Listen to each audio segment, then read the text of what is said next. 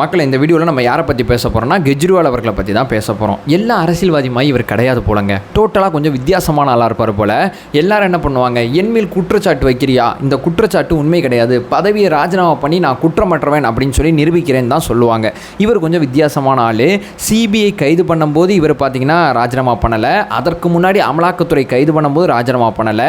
2 கைதுக்கும் இவருக்கு ஜாமீன் கிடச்சி போச்சு. ஜாமீன் கிடச்சி இவர் பதவியை ராஜினாமா பண்ணுறேன், 2 நாளில் பண்ண போகிறேன் அப்படிங்கிற ஒரு ஸ்டேட்மெண்ட் சொல்றாரு.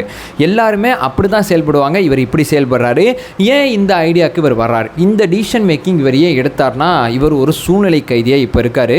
வாழ்வாசாவா விளையாண்டுக்கிட்டு இருக்காரு. இந்த இடத்துல இந்த முடிவை இவர் எடுக்கலனா மீண்டும் முதலமைச்சராக இவர் ஆகிறதுக்கே மிகப்பெரிய பிரச்சனைகள், மிகப்பெரிய சிக்கல்கள்லாம் இருக்குது. ஸோ இந்த வழக்கை பற்றி நம்ம முழுமையாக பார்த்தா இந்த எண்டு, இப்போ நான் கொஞ்சம் நேரத்துக்கு முன்னாடி சில வார்த்தைகளை பதிவு பண்ணல, அந்த வார்த்தைக்கு நிற்போம். அந்த வார்த்தைக்கு நான் ஏன் வந்தேன், அதற்கு முன்னாடி இருக்கக்கூடிய தகவல்கள் என்ன அப்படிங்கிறதான் இந்த வீடியோவில் பார்க்க போகிறோம். உற்சாக வணக்கங்கள். வாங்க பதிவுக்குள்ளே போகலாம். முதல் விஷயம் மக்களே, அடிப்படையாக சில விஷயத்திலிருந்து வரலாம். முதல்ல இது என்ன பிரச்சனைனா, உங்கள் எல்லாருக்குமே நல்லா தெரியும். டெல்லியில் இருக்கக்கூடிய அந்த மதுபான ஆலைகளை முறைப்படுத்துறதுக்கு ஒரு கொள்கையை ஒன்று கொண்டு வந்தாங்க. அந்த கொள்கை இப்போ ரத்து செய்யப்பட்டிருக்கு. ஆனால் அந்த கொள்கை மூலமாக ஒரு 100 கோடி ரூபாய் லஞ்ச பண பரிமாற்றம் நடந்திருக்கு. ஆம் ஆத்மி கட்சியில் சில பேர் பயனடைஞ்சிருக்காங்க. அதில் கெஜ்ரிவாலும் உட்பட சில பேர் பயனடைஞ்சிருக்காங்க அப்படிங்கிறது தான் குற்றச்சாட்டோட மைய பின்னணியே. இந்த குற்றச்சாட்டில் 40 பேர் மேலே சொல்லியிருந்தாங்க. இப்போ கெஜ்ரிவால் அவர்களுக்கு ஜாமீன் கொடுத்ததுனால 39 பேர் வெளியே இருக்காங்க. ஒரே ஒருத்தர் மட்டும்தான் ஜெயிலில் இருக்கார். ஸோ இந்த குற்றச்சாட்டில் பார்த்தீங்கன்னா மார்ச் 21 ஈடி கெஜ்ரிவால் அவர்களை கைது பண்ணுறாங்க. முதலமைச்சராக இருக்கும்போதே கைது நடவடிக்கை நடந்துச்சு. இதில் பார்த்தீங்கன்னா ஜூன் 26 பார்த்தீங்கன்னா சிபிஐ கைது பண்ணுறாங்க. மார்ச் மாதம் யார் கைது பண்ணுறா, ஈடி கைது பண்ணுறாங்க. சட்டப்பூர்வமாக நம்ம பணத்தை செலவு பண்ணுறோம், இவங்க சட்டத்துக்கு புறம்பாக பண பரிமாற்றம் பண்ணியிருக்காங்க அப்படிங்கிற குற்றச்சாட்டு அடிப்படையில் இவரை கைது பண்ணுறாங்க. ரெண்டாவது பார்த்தீங்கன்னா சிபிஐ எதுக்கு கைது பண்ணுறாங்கன்னா, ஒரு ஊழல் குற்றச்சாட்டு. இது என்னதான் இருந்தாலும் மக்களோட வரி பணத்தை அப்படி வேஸ்ட் பண்ணக்கூடாது அப்படின்னு சொல்லி ஊழல் குற்றச்சாட்டு அப்படிங்கிற அந்த விஷயத்தின் அடிப்படையில் சிபிஐ கைது பண்ணுறாங்க. இதில் பார்த்தீங்கன்னா ஜூலை 12 ஈடி வழக்கில் ஜாமீன் கிடச்சிருது. கெஜ்ரிவால் அவர்கள் சிபிஐனால் கைது செய்யப்பட்டதுனால சிறையில் இருக்க வேண்டிய சூழல் ஏற்பட்டுச்சு. இப்போ செப்டம்பர் மாதம் இந்த வழக்கு விசாரணை முடிஞ்சு செப்டம்பர் மாதம் பார்த்தீங்கன்னா இவருக்கு ஜாமீன் கொடுத்துட்றாங்க. ஸோ ஜூலை மாதமே வெளியே வந்திருக்கலாம். ஆனால் சிபிஐ கைது காரணமாக இவர் செப்டம்பர் மாதம் வெளியே வரார். எல்லாரும் என்ன பண்ணுவாங்க, நம்ம முன்னாடி பேசினபடி கைதுக்கு முன்னாடி பதவியை ராஜினாமா பண்ணுவாங்க. இவர் கைதெல்லாம் முடிஞ்சு ஜாமீன்லாம் கிடைச்ச பிறகு பதவியை ராஜினாமா பண்ணுறாரு. ஜாமீன் கிடச்சிருச்சுன்னு சொல்கிறேன்ல, இந்த ஜாமீனில் 2 மிக முக்கியமான விஷயங்களை நம்ம கவனிக்க வேண்டியது இருக்குது. அமலாக்கத்துறை ஜாமீன் கொடுக்கும்போது சில நிபந்தனைகளை நீதிமன்றம் விதிச்சிருந்தாங்க. சிபிஐ ஜாமீன் கொடுக்கும்போதும் அமலாக்கத்துறை வழக்கில் என்ன சொன்னமோ அதே விஷயம் இங்கேயும் பொருந்தும் அப்படிங்கிற ஒரு 7 விதமான நிபந்தனைகள் இவரோட வழக்கில் விதிக்கப்பட்டிருக்கு. இந்த 7 விதமான நிபந்தனைகளை பார்த்தாவே இவர் முதலமைச்சர் பதவியை ராஜினாமா பண்ணது எவ்வளவு சரியான முடிவு அப்படிங்கிற ஒரு அடிப்படை புரிதல் நமக்கு வந்துடும். அதே நேரம் பார்த்தீங்கன்னா இவரோட வழக்கில் சிபிஐயோட கைது சரியானதா தவறானதா அப்படிங்கிற ஒரு டிபேடும் இங்கே போயிருக்கு. 2 விதமான மனு. ஒன்று, எனக்கு ஜாமீன் கொடுங்க சிபிஐ வழக்கில் அப்படிங்கிற ஒரு மனு. இன்னொன்று மனு என்னன்னா, சிபிஐ கைது பண்ணது சட்டவிரோதம் சொல்லுங்கன்னு சொல்லியும் நீதிமன்றத்தில் கேட்டிருக்காரு.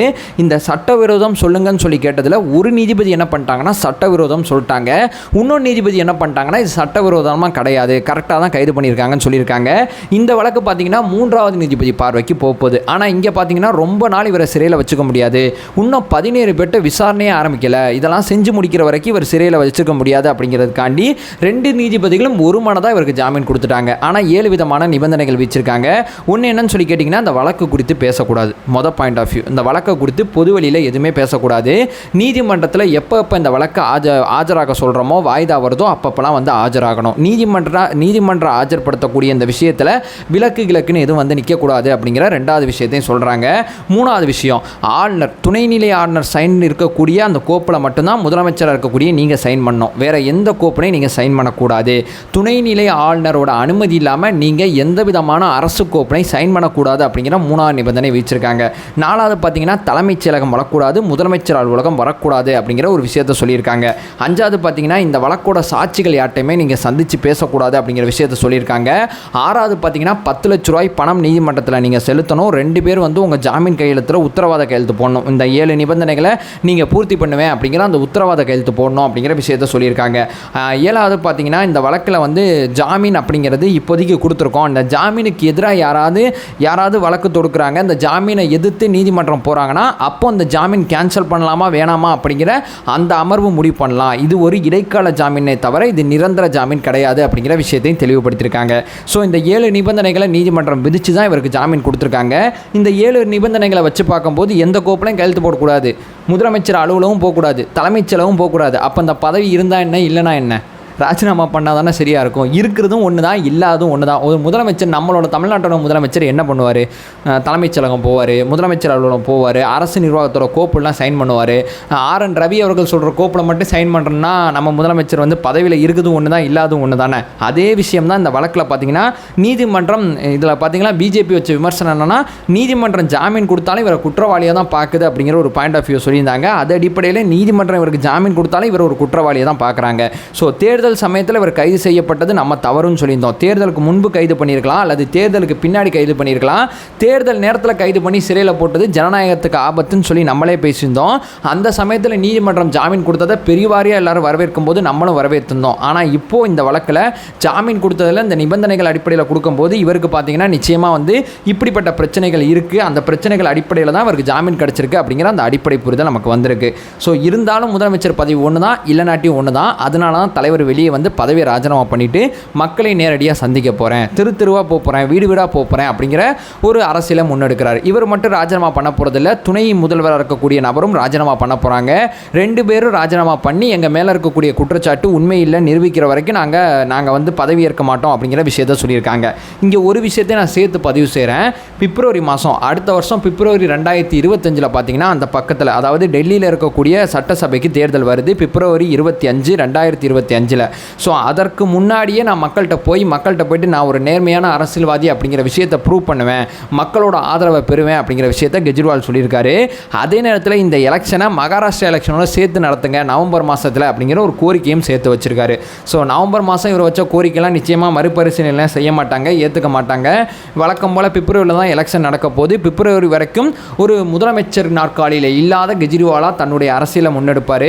அது மட்டும் இல்லாமல் பல்வேறு இடத்துக்கு போய் பிரச்சாரம் பண்ணுவார். இவரோட பிரச்சாரம் ஹரியானா தேர்தல் களத்தில் பெரிய லெவலில் எதிரொலிக்கும் அப்படிங்கிற விஷயம் பெரிய லெவலில் நம்பப்படுது.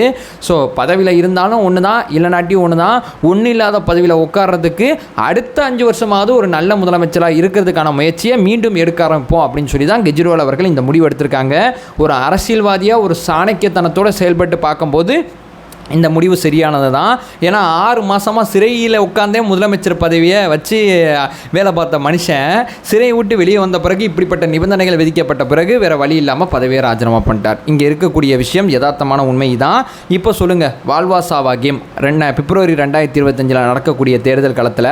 அது மட்டும் இல்லாமல் இந்த பதவியை இருந்தும் அனுபவிக்க முடியாத அந்த சூழ்நிலை கைதியாக கெஜ்ரிவால் இருக்கிறதுனால தான் பதவி ராஜினாமா அப்படிங்கிற ஒரு விஷயமும் நடந்திருக்கு. ஸோ இது 2 தான் இந்த வீடியோவில் ஷேர் பண்ணிட்டேன். இந்த செய்தியை முழுமையாக பார்க்கும்போது எனக்கு தோணுனதை இந்த வீடியோவில் ஷேர் பண்ணிட்டேன்.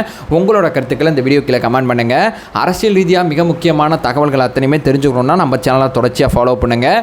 நம்மளோட இலக்கு அறியாமை அகற்ற வேண்டும், அறியாமை அகற்றப்பட வேண்டும். Thank you so much.